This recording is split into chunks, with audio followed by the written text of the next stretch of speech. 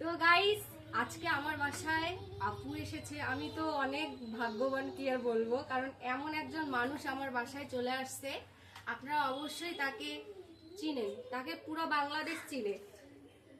আমার 64টা জেলার মানুষ চেনে আপনাকে, এটা বাস্তব সত্যি কথা। সে যে আমার বাড়িতে এসেছে, আমার এটা ভাগ্য, কারণ সে কিন্তু যাত্রার বাড়িতে যায় না।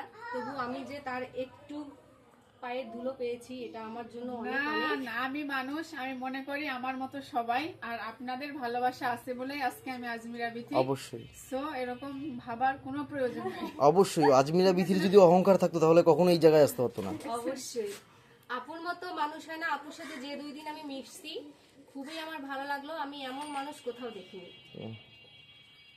ইনশাআল্লাহ আরো মিশবা, দেখবা। অবশ্যই। আপনি তো আসেনি কিছুদিন বদরগঞ্জে, সমস্যা দেখা নেই। যাক নসিবে কতদিন দেখেন দেখেন, সমস্যা নেই।